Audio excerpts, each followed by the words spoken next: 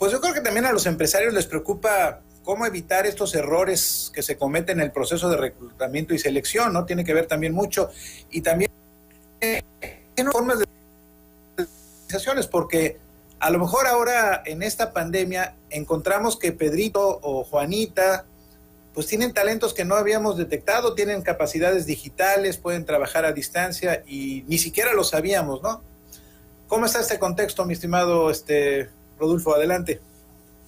Gracias, doctor Emilio. Pues mira, abordando primero esta parte de cómo regresar a la normalidad y transformarnos en esta nueva manera de trabajar que se está aplicando en muchas organizaciones, el primer punto y la recomendación para todos los empresarios que nos están viendo es manejar un enfoque que va paso a paso.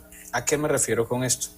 Si yo le digo a una persona, hoy anunciaron que relajamos las medidas y a partir de mañana regresamos a la modalidad que tú tenías hace 2 años, si bien lo van a hacer, puede resultar complicado. Y no me refiero solamente a las horas de trabajo, me refiero a la adaptación psicológica que requerimos para hacer primero un cambio de actitud y segundo para generar un hábito. Tradicionalmente se creía que necesitábamos 21 días para consolidar un hábito. Esto tiene muchos años que se manejaba. Ahora sabemos que el mínimo requerido para formar un hábito es de 72 días. Y ojo aquí, muy importante, aquí estamos hablando de hábitos no solamente a nivel conductual, estamos hablando de interiorizar un hábito. ¿Por qué estoy mencionando este tema de las fechas, de la duración, de los días? Porque un trabajador requiere también un periodo de adaptación. Por ejemplo, cuando hicimos la migración o regresamos de estar en el teletrabajo, en el home office, a las actividades presenciales en nuestros lugares, en nuestros centros laborales, en nuestras organizaciones, también fue difícil para muchas personas. ¿Qué es lo que nos ocurría? Básicamente lo que pasaba era que hasta sentíamos cansancio, sentíamos desgaste, sentíamos que se alteraban nuestros patrones de sueño. Es más, como con el cambio de horario. No solo cambió el horario, sino que también cambiaron nuestras jornadas laborales. O mejor dicho, regresamos a las jornadas laborales que teníamos antes de la pandemia. En este sentido, mi planteamiento hacia dónde va. Lo que necesitamos como organización es ayudar a realizar una transición con nuestros colaboradores. Y esto no es algo que se maneja de forma general. Es decir, nosotros no podemos decirles aquí, lo que todos tienen que hacer es manejar horarios de 4 horas, descansamos 1 y seguimos otras 3. No precisamente. A donde quiero llegar es que tenemos que identificar con nuestros colaboradores el espíritu de nuestra organización. Tenemos que identificar de manera práctica qué es lo que necesitamos. ¿Cómo sugiero hacer esto? Sugiero manejarlo de modo que todas las empresas puedan sondear, identificar, realizar encuestas con sus colaboradores para ubicar cuál es la forma, y también evaluar el desempeño, ubicar cuál es la forma con la que tenemos un mayor nivel de productividad. Hay empresas a las que el teletrabajo, el home office les ha ayudado muchísimo y es probable que si regresan todos a una modalidad presencial pueda afectar su rendimiento. Y por supuesto que hay organizaciones que al tener ya esta luz verde para manejar nuestros horarios de manera abierta, instituciones educativas por supuesto que tienen un beneficio al regresar a esta modalidad directa, es decir, esta modalidad presencial, van a tener una ventaja. Aquí el término sencillo es, tenemos que analizar el contexto de nuestros trabajadores y tener mucho cuidado en los procesos de reclutamiento y selección, porque hay errores que son frecuentes en el reclutamiento y selección. ¿A qué me refiero con estos errores? Error número 1, no tomar en cuenta las necesidades que tiene mi organización.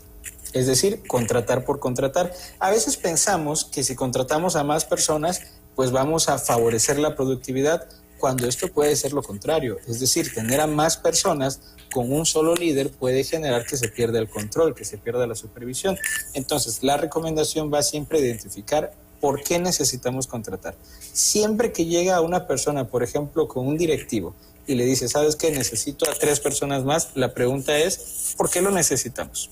¿Y cómo va a ayudar esto a la organización? Bueno, es que yo lo necesito porque hay alguien que está como auxiliar y necesito 3 auxiliares más. A ver, vamos a detenernos. Tenemos que analizar entonces la verdadera necesidad. ¿Es una necesidad de la empresa o es una necesidad de la persona? Y eso es lo primero que tenemos que hacer ahora mismo en las organizaciones, porque toda la transición a nivel de salud por el tema de la pandemia y el tema económico está generando que seamos bastante cuidadosos con el manejo de los recursos. Otro de los errores que se presenta en el ámbito de la gestión de recursos humanos es precisamente desconocer el puesto que tú vas a contratar. Ejemplo, algo que nosotros contratamos mucho en las organizaciones, agentes de ventas. Un agente de ventas tiene un perfil genérico, sí, pero no es lo mismo tener a un agente de ventas en una institución educativa, que generalmente se llaman áreas de promoción, a tener un agente de ventas en una empresa comercializadora, una empresa enfocada al giro petrolero. Necesitamos identificar las particularidades de algo que se llama descripción de puestos. Y es algo que dentro de las organizaciones se tiene que conocer y, por supuesto, aquellos que nos dedicamos al reclutamiento y selección o gestión de recursos humanos necesitamos entender de la misma empresa.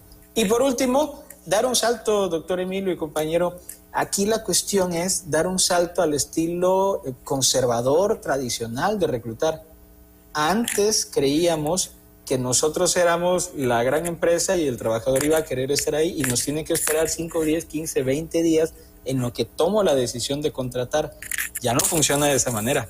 Ahora los trabajadores abandonan un proceso en 2 o 3 días. Digo, también hay un tema de análisis de las vacantes que se postulan, pero a donde quiero llegar es, el mercado es tan grande que el mismo candidato está contigo y está con 10 empresas más postulado y está aplicando.